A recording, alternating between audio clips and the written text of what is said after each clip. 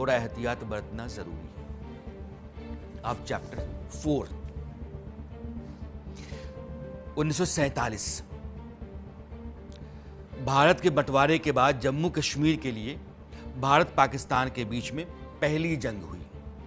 जैसे हम आज़ाद हुए उसके बाद 1 साल 2 महीने चले इस युद्ध में पाकिस्तान ने जम्मू कश्मीर के लगभग 30% हिस्से पर कब्जा कर लिया, क्योंकि कबायलियों का हमला हुआ। भारत की सेना जब जम्मू कश्मीर में राजा हरि सिंह के दस्तखत करने के बाद गई तो धकेलते धकेलते जहां जाकर के नेहरू जी ने कहा कि ठीक हम युद्ध रोकते हैं, वहां पाकिस्तान की फौज जितने इलाकों पर रह गई उसको हम पीओके कहते हैं।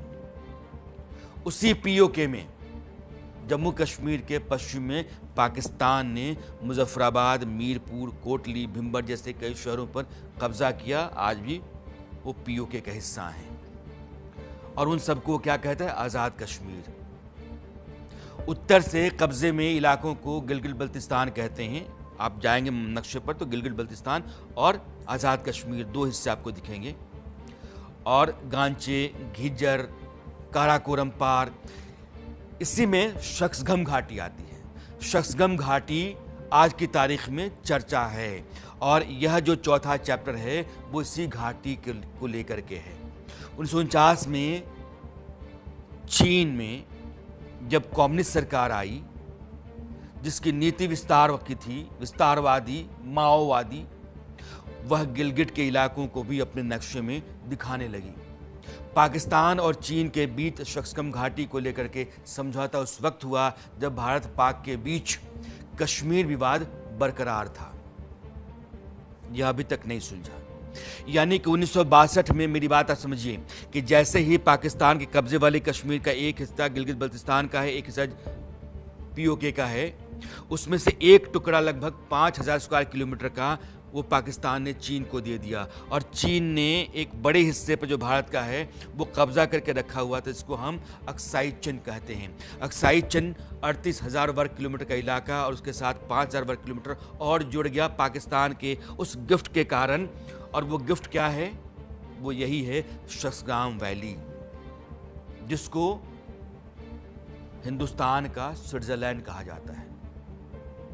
तब प्रधानमंत्री नेहरू ने संसद में कहा था कि पाकिस्तान के पास शख्सगाम घाटी चीन को देने का कोई अधिकार नहीं। भारत ने यूनाइटेड नेशंस में, वहां के सिक्योरिटी काउंसिल में इस समझौते के विरोध के दौर पर शिकायत दर्ज कराई। पाकिस्तान और चीन के बीच हुए सीमा समझौते का एक जरूरी हिस्सा है आर्टिकल 61। इसके तहत दोनों पक्षों में समझौता हुआ था कि पाकिस्तान और भारत के बीच कश्मीर विवाद के निपटारे के बाद सीमाएं तय करने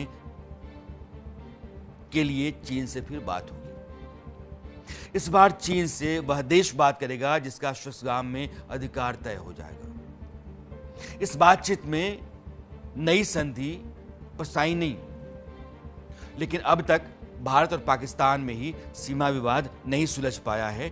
मैं आपको नक्शे के दिखाना चाहता हूं।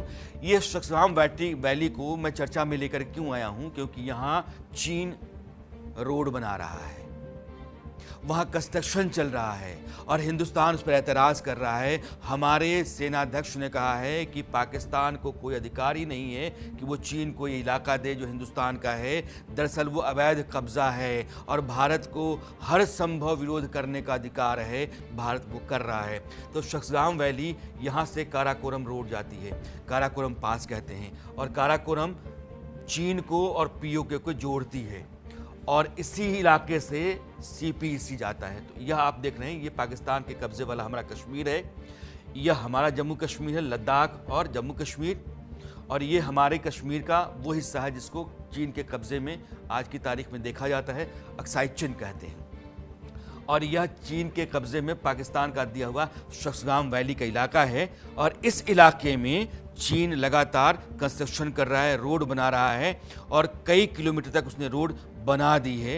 यह रोड दरअसल चीन के शिनजियांग प्रोविंस, जो उसका पश्चिमी प्रांत है, उसको और पाकिस्तान को पीओके के जरिए जोड़ती है। यह घाटी जो शख्सगाम वैली है, यह इंपॉर्टेंट है। शख्सगाम वैली से होकर के सीपीईसी गुजरता है, 3000 किलोमीटर का लंबा गलियारा जो चीन one belt one road policy के तहत बना रहा है, जिस गलियारे पर उसने 70 अरब डॉलर अभी तक खर्च कर दिया है, लगभग 5 लाख करोड़। और उस गलियारे का जवाब हिंदुस्तान दे रहा है India central Asia Europe corridor के रास्ते, जिस पर चर्चा हुई थी G20 की बैठक में।